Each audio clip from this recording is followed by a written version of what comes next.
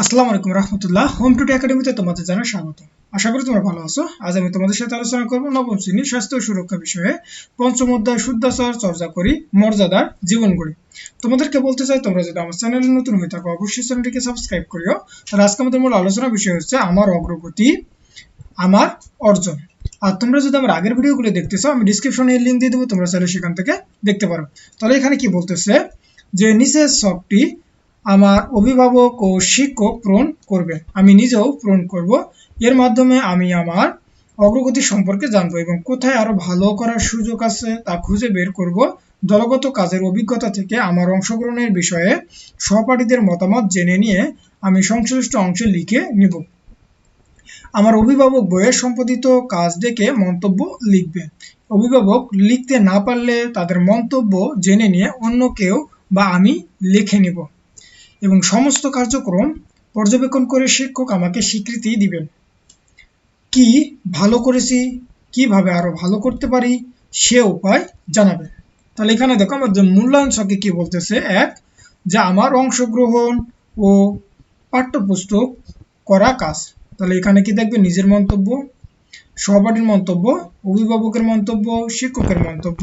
আর এখানে কি কি থাকবে, যে স্বতঃস্ফূর্ত উদ্যোগ গ্রহণ, শ্রদ্ধাশীল আচরণ, সহযোগিতামূলক মনোভাব, পাঠ্যপুস্তকে সম্পাদিত কাজের মান।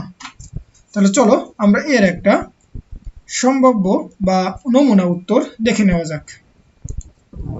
তাহলে এখানে মূল্যায়ন ছক এক, আমার অংশগ্রহণ ও পাঠ্যপুস্তক করা কাজ।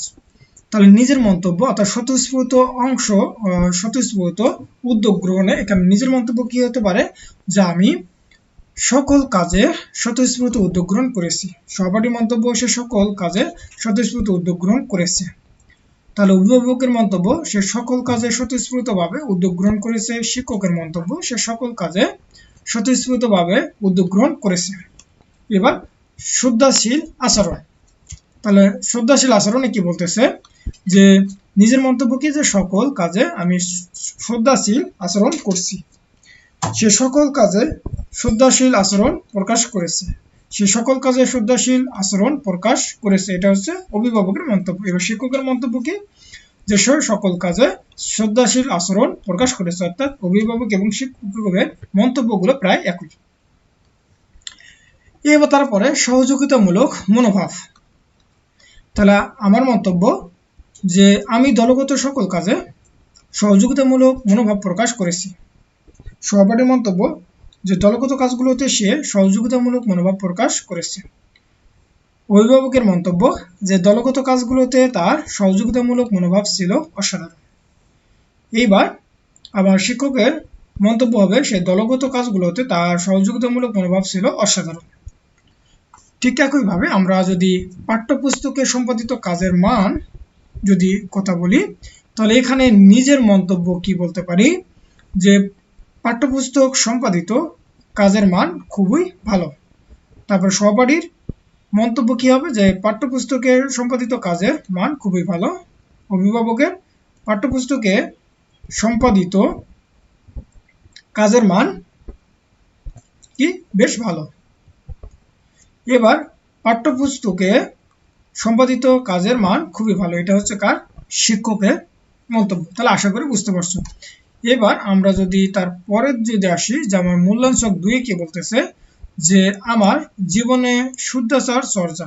তাহলে এখানে শিক্ষার্থীর নাম থাকবে, যে শুদ্ধাশীল চর্চা সংক্রান্ত ব্যক্তিগত পরিকল্পনা যথার্থ, তারপরে পরিকল্পনা আলোকে শুদ্ধাচার চর্চা সংক্রান্ত কাজগুলো পাঠ্যপুস্তকে এবং খাতা, ডায়েরি বা জার্নালে লিপিবদ্ধ করা। পাঠ্যপুস্তক, ডায়েরি, খাতা, জার্নালে লিপিবদ্ধ করা কাজগুলোতে শুদ্ধাচার চর্চার ধারণাগুলো সঠিক প্রতিফলন। তাহলে এখানে বর্ণনামূলক ফিডব্যাক লিখতে হবে। যে চলো আমরা এর একটা নমুনা উত্তর দেখা যাক। তাহলে এখানে সর্বপ্রথম কি করতে হবে, এখানে শিক্ষার্থীর নাম লিখতে হবে। অর্থাৎ এখানে তুমি তোমার নাম লিখবা, যে ধরো আমি আমার নাম লিখলাম, যে শরীফুল। হ্যাঁ, তাহলে এখানে কি থাকবে, যে শুদ্ধাচার চর্চার ব্যক্তিগত সংক্রান্ত ব্যক্তিগত পরিকল্পনা যথার্থতা। তাহলে এখানে বর্ণনামূলক ফিডব্যাকে কি থাকবে, যে এই শুদ্ধাচার চর্যার ব্যক্তিগত পরিকল্পনা যথার্থতা হিসাবে নিজের মতো প্রকাশের আগে অন্যের অনুভূতি বোঝার চেষ্টা করছি, তারপরে অন্যের আবেগ অনুভূতি বুঝে নিজের মতো বিভিন্নভাবে প্রকাশের চেষ্টা করছি এবং কাউকে কষ্ট না দিয়ে ছোট না করে নিজের মতো প্রকাশ করছি। তারপরে কি বলতে পারি যে ব্যক্তিগত পরিকল্পনার অংশ হিসেবে যা ছিল তা সবই সঠিকভাবে পালন করছি।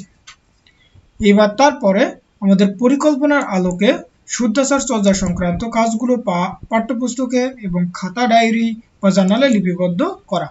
তাহলে কি বলতে পারি যে ব্যক্তিগত শুদ্ধাচার চর্যার পরিকল্পনা আলোকে শুদ্ধাচার চর্যার কাজগুলো পাঠ্যপুস্তক এবং খাতা ডায়েরিতে লিপিবদ্ধ করলেও এখনো জার্নালে লিপিবদ্ধ করতে পারেনি এবং শুদ্ধাচারের আলোকে প্রত্যেকটি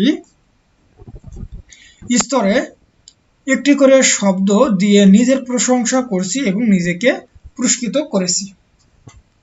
তারপরে কি বলতেছে যে পাঠ্যপুস্তক ডায়েরি খাতা জার্নালে লিপিবদ্ধ করা কাজগুলোতে শুদ্ধাচার চর্চার ধারণাগুলোর সঠিক প্রতিফলন।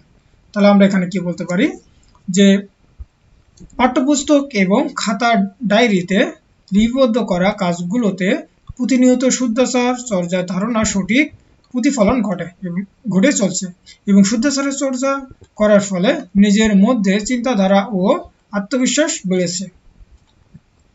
তারপরে কি বলতে পারি যে সেই সাথে ইতিবাচক পরিবর্তন হয়েছে, ভবিষ্যতে এই ধারা অব্যাহত থাকবে। তাহলে আশা করি বুঝতে পারছো। এবার আমরা যদি নিচে আসি, তারপরে আসবে আমার পরবর্তী অধ্যায় যে মন জাহাজের নাবিক। এই নিয়ে আমি পরবর্তী ভিডিওতে আলোচনা করবো। তাহলে আজকের মতো এই পর্যন্ত। সকলে ভালো থাকবো, সুস্থ থাকবো। আল্লাহ হাফেজ।